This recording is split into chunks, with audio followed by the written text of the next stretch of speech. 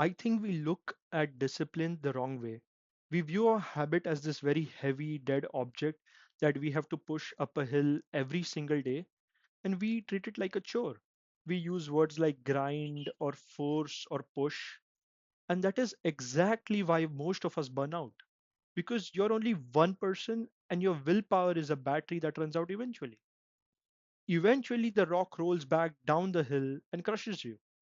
But there is an older and a slightly stranger way to look at consistency. And it comes from occult philosophy, but it aligns perfectly with modern psychology. It's the concept of the egregore. If you haven't heard the term, an egregore is a distinct psychic entity, and usually it is described as a thought form created by a group of people. Think of a corporation or a religion or even a really intense sports fan base. So when enough people focus their energy on like one very specific idea, that idea takes on a life of its own. It gains a survival instinct. It starts to influence the people who created it. And the group feeds the egregore. And in return, over a period of time, the egregore pulls the group forward.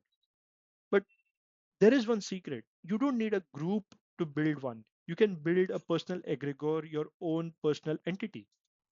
And that is what a habit actually is, if you do it right. When you start a new routine, let's say writing every morning, you're in the creation phase. You are the parent. The habit is the infant. The habit is weak. It needs your constant attention. It takes your energy and gives nothing back. And that is where most people quit. They think it will always feel this heavy. But if you treat this practice not as a chore list, but as a living thing that you're feeding, something shifts. Every time you sit down to meditate or run or to write, you aren't just ticking a box, you're feeding the entity. You are giving it a calorie of your attention. And if you skip a day, you aren't being lazy, you're starving it. And if you do the work with resentment, with anger, you're feeding it poison. And it will grow up to be a monster that hates you. But if you show up with respect, you're feeding it power. So why does this distinction matter? Like why use a weird word like egregore instead of just habit?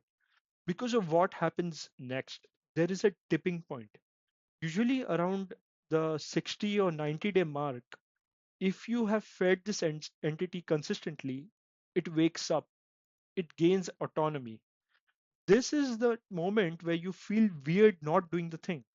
You know that feeling like if you're a runner and you haven't run in 3 days, your body starts feeling agitated. It pulls you towards the door. And that isn't just discipline, that's the egregore.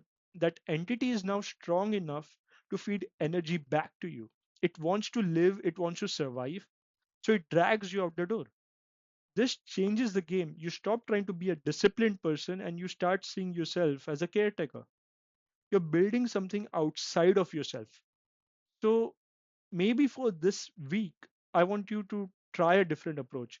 Pick that one thing you're trying to do every day and don't call it a habit. Give it a very personal name and visualize it as something sitting in the chair next to you.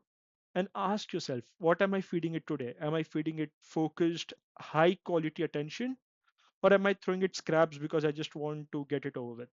Because whatever you feed it, that is what it becomes.